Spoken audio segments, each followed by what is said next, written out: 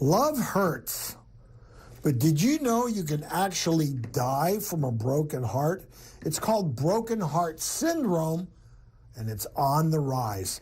Joining us via Zoom to explain more is cardiologist Dr. Tiffany Sizemore. Welcome back to the show, Tiffany. How are you? Thanks, I'm great. How are you? All right.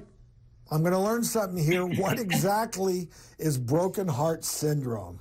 So broken heart syndrome in the world of cardiology, we refer to it as a stress cardiomyopathy. And essentially what it is it's an emotional response from a cardiology standpoint. And so what happens is people have this crazy emotional response to something. Usually it's a sudden death or a divorce in a relationship. And what happens is it affects the heart's ability to contract.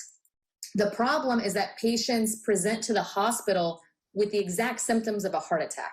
Exactly. They're having chest pain, they have EKG abnormalities, they have cardiac enzyme leakage in their bloodstream. And so we have to end up taking these patients to the cardiac catheterization lab, and then we find out, well, all of their arteries are clean. And so what's going on? And then we look back and they tell us, oh, my husband left me, or oh, someone passed away. And you know, this was only diagnosed in 1990, originally in Japan, actually.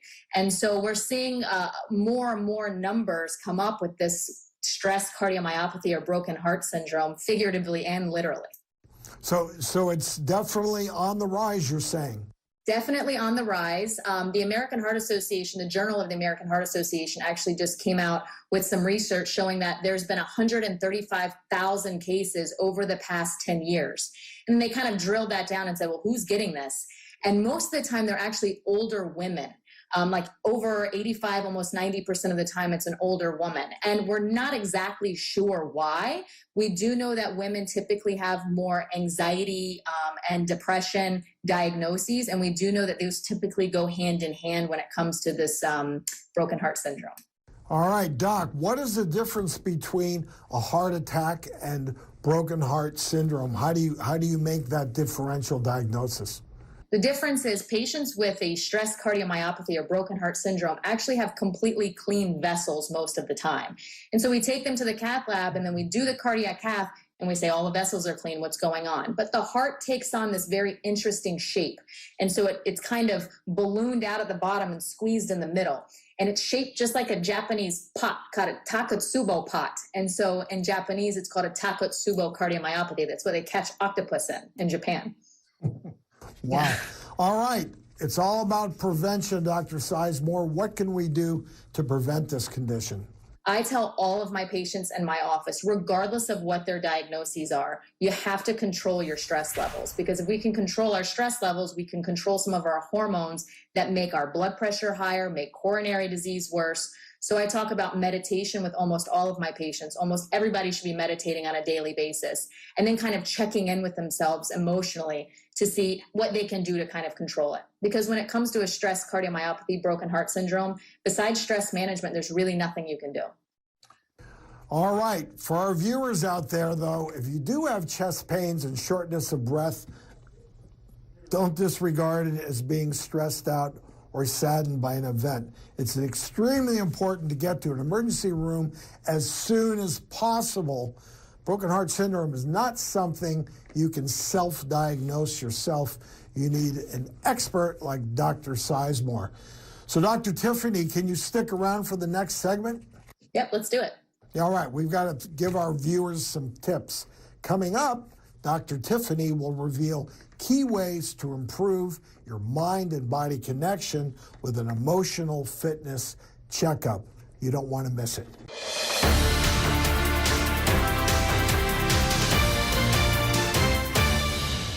Physical fitness is seen as the pinnacle of health, but it's becoming more and more clear that being emotionally fit is just as important.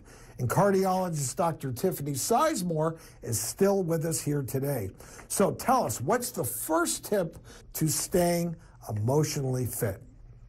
So, you can check your regular pulse, like your heart rate, right? A normal pulse, 60 to 100. But we talk about checking your emotional pulse, right? Check in with yourself. How are you feeling? What's stressing you out? How do you cope with the things that are stressing you out? So kind of just taking a step back every day, either at the beginning of the day or at the end of the day, and kind of check in with yourself. Because we all know that we can feel ourselves getting a little heated at times. So just kind of check in, step back and say, what can I do differently tomorrow to make my day a little bit better? I like it. There's always room for improvement. Doc, what else do you suggest? Then there's something actually that the Navy SEALs do. It's called box breathing. So when you feel your blood pressure going up and you feel getting a little stressed out, we call it box breathing. So you take a deep breath in for 4 seconds. You hold it for 4 seconds. So we're making a box. Then we exhale, hold it for 4 seconds, right? So we're creating a 4-second interval for each one. And that kind of helps vagal tone, calm everything down, get your heart rate down, and regroup. So it's called box breathing, and it works very well. It's a form of meditation and mindfulness also. Awesome. You also say it's important to set your intentions. Tell us about that. So this is something I actually do every morning. My husband probably thinks I'm crazy. So I kind of sit up in bed in the morning, I put my head down, and I say, what's my day going to be like, right? And it's kind of like, I am healthy, I am wealthy. You kind of set your intentions every morning. I'm going to have a good day. My office is going to go smoothly. No one's going to upset me. And, in surgery, they're actually starting to do this. So surgeons, what we've seen, and there's actually been some trials about this, and surgeons who, after a surgery, step out with their entire team and say, okay, guys, what went right in this surgery today and what went wrong so nothing bad happens again? And you regroup with your team. And so just like we see it in teams, I tell my patients, do it yourself, kind of regroup at the end of your day. What got me set off? What put me on the wrong tracks? And what can I do tomorrow to try and not get off those tracks again? So just kind of setting your intentions and your outlook for the next day. Love it. Such great information. Thank you so much, Dr. Sizemore. Thanks for having me again. All right, stay tuned. We'll be right back.